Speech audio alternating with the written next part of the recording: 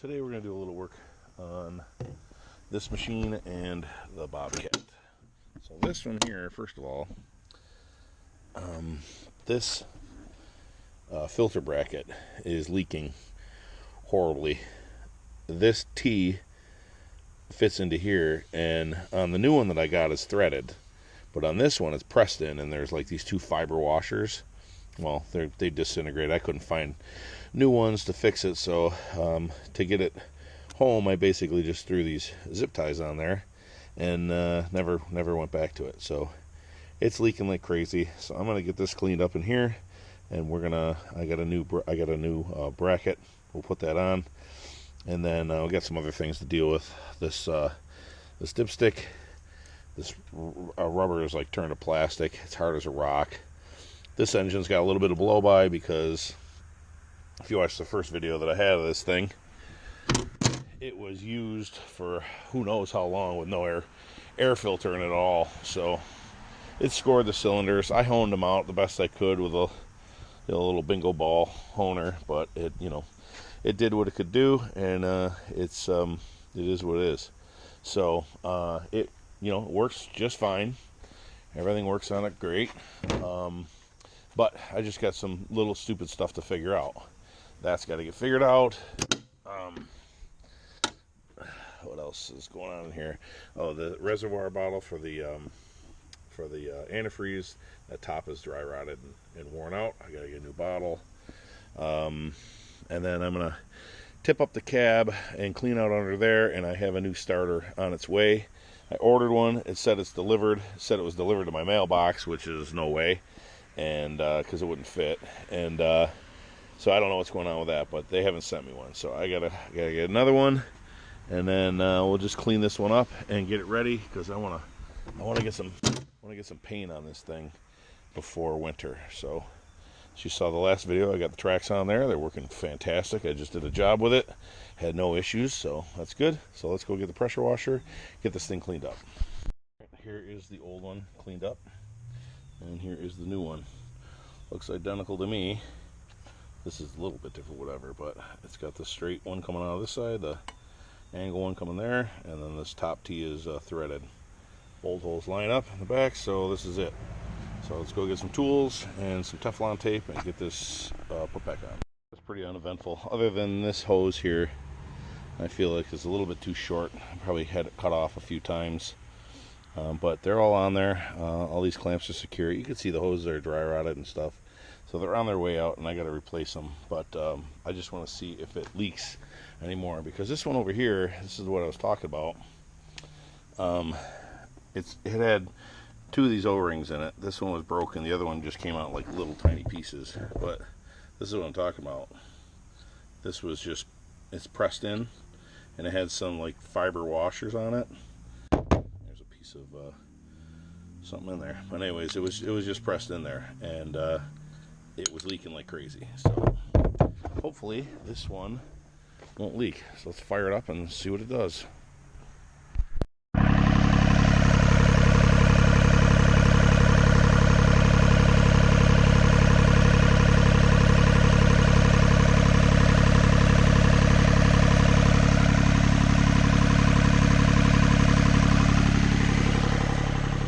Alright, that fixed one leak. When I first got the machine, it was 5 gallons low on hydraulic oil, and the machine would overheat like right away. And so I put 5 gallons in it, and that's when it started taking an hour. So I was like, okay, well, maybe I have an issue with the cooler. But now I'm kind of thinking maybe my thermostat is stuck open. Right? Because when you fire this machine up, shouldn't it get up to temperature in like 10 minutes? It should get up to temperature in about 10 minutes, and then the thermostat will open and let it cool down, and then shut. So I'm wondering if maybe my thermostat is stuck open, or if there isn't one. I remember there was a thermostat on it when I first bought it, and I don't remember if I put it back in, or if I did put it back in, I put the old one back in. But maybe we should go ahead and pull that out and see what it looks like, and possibly get a new thermostat, or whatever.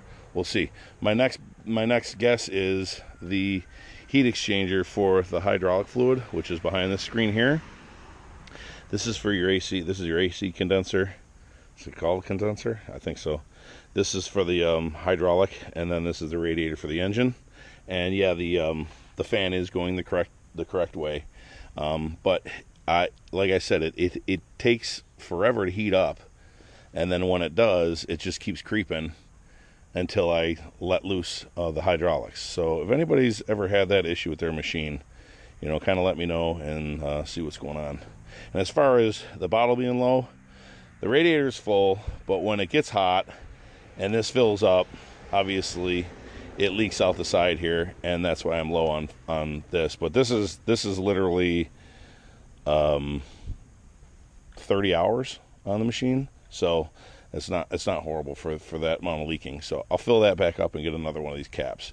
But if anybody's got any idea of what's going on with my coolant or my cooling system, you know, leave it in the comments below. Well, I must have bought a new thermostat because this doesn't look that old, and it is a 82 Celsius, whatever that converts to. I'll do the math on my 82.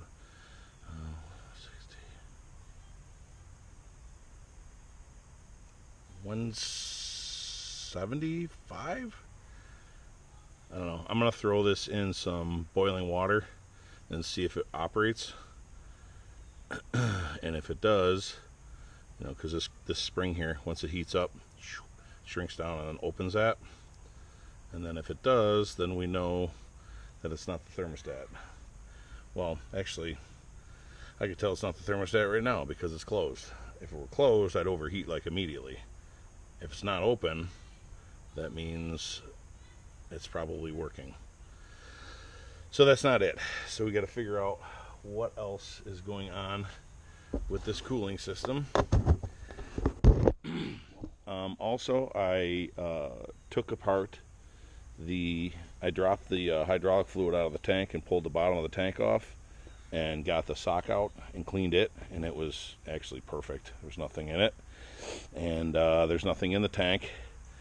So the only other thing that I can think of is the cooler is bad or clogged or something. I don't know.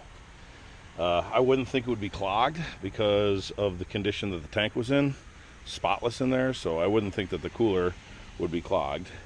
There is no other filter other than that sock, and then, you know, the normal filter that's in here that I replaced, you know, the one of the times I did maintenance.